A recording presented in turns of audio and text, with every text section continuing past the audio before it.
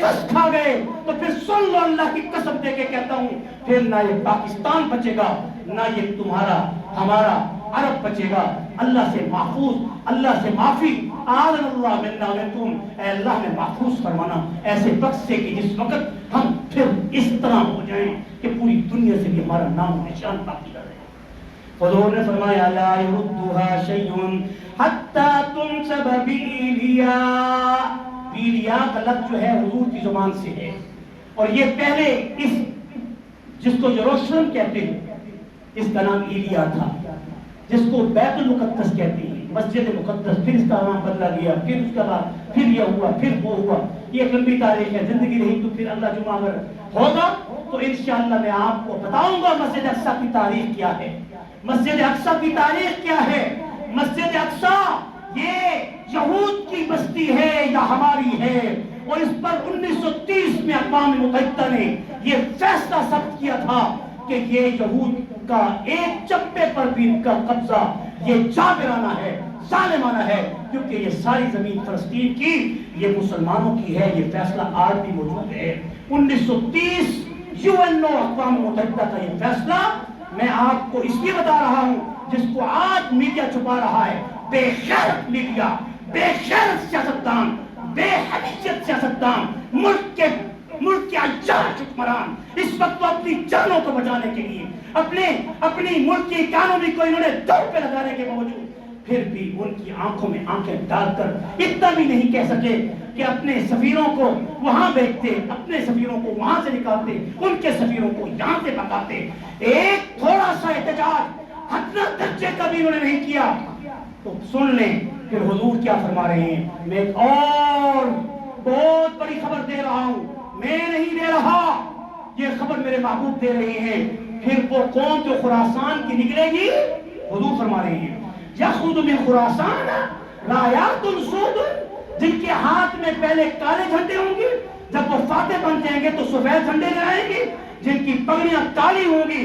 لا یردها شیء, ان کو کوئی چیز, کوئی طاقت, کوئی قوت, کوئی ٹیکنالوجی ان کو رد نہیں کر سکے گی, ان کو واپس نہیں کر سکے گی. حتی تنصب بإیلیا, یہاں تک کہ وہ مسجد اقصی پر جا کر اپنا جھنڈا گاڑیں گے. آگے سنیے, جب وہ جھنڈا گاڑیں گے پھر تمہاری حکومتیں نہیں رہیں گی. جب وہ جھنڈا گاڑیں گے پھر تمہاری حکومتیں نہیں رہیں گی.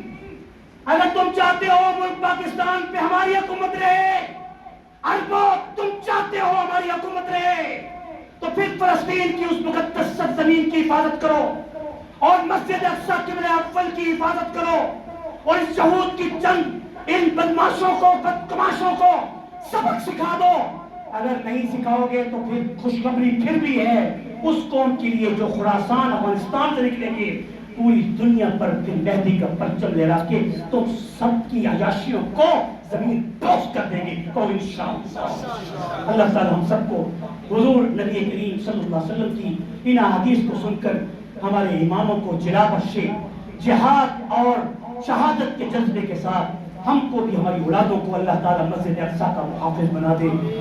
اور میں اس موقع پر آپ سے گزارش کروں گا کہ نماز میں دعائے قنوت نازلہ کا پڑھنا اس وجہ, اس موقع پر, ان دنوں میں اس قدر ضروری ہے کہ حضور نبی کریم صلی اللہ علیہ وسلم جب ایسا وقت آتا تھا تو آپ صلی اللہ علیہ وسلم ہر نماز میں دعائے قنوت نازلہ پڑھتے تھے اور 1 مہینے تک دعائے قنوت نازلہ پڑھی گئی. لیکن مجھے افسوس ہے کہ علماء دعائے قنوت نازلہ کا کہتے ہیں تمہارے دل تنگ ہو جاتے ہیں, نماز تھوڑی سی لمبی ہو جاتی ہے, 2-4 منٹ دعا کی وجہ سے تم بعد میں اعتراض کرنا شروع کر دیتے ہو. میں آپ سے پوچھتا ہوں, میں پوچھ کے دعائے قنوت نازلہ پڑھنا چاہتا ہوں تاکہ روز قیامت ہم اپنے رب کو کم از کم اتنا تو بتا سکیں کہ اللہ ہم کچھ نہیں کر سکتے تھے تو ہمارے پاس دعاؤں کا ہتھیار تھا, اس ہتھیار کو ہم نے تیرے سامنے پیش کیا. کیا دعائے قنوت نازلہ پڑھو گے؟ سب کہو, ہاتھ اٹھا کے کہو. نماز کے بعد کوئی اعتراض تو نہیں کرو گے؟ پکی بات ہے. تو انشاءاللہ دوسری رکعت میں ہم رکوع کے بعد دعائے قنوت نازلہ پڑھیں گے جو 2-4 منٹ کی ہوگی. اس کے بعد آپ پھر نماز پوری کریں گے. لیکن خیال کرنا دعائے قنوت نازلہ میں رکوع کے بعد جب امام دعا کرے گا ہاتھ اٹھا کر یا آپ ہاتھ اٹھا کر کے بغیر ہاتھ اٹھائیں گے تو ایسی صورت میں آمین دل سے کہنی ہے یا زور سے کہنی ہے، دونوں جاستے ہیں. تو ایسی صورت میں پھر جب امام سجدے میں جائے گا آپ نے رکوع میں نہیں جانا. کہیں ایسا نہ ہو تم رکوع میں کھڑے رہو اور امام سجدے میں ہو، لیکن پھر بھی سن لو اگر امام رکوع سے کھڑے ہونے کے بعد سجدے میں بھی چلا جائے اور تم اگر رکوع میں بھی رہو تو پھر بھی الرکوع کالسجود والسجود کالرکوع. اگر خدا نہ خواستہ ایسی صورت بن بھی جائے کہ تم غلطی سے رکوع میں کھڑے رہو اور امام سجدے میں پڑا ہو تو پھر بھی نماز تمہاری ہو جائے گی، کیونکہ سجدہ رکوع کے برابر ہے، رکوع سجدے کے برابر ہے، دونوں فرض ہیں، دونوں کا حکم برابر ہے.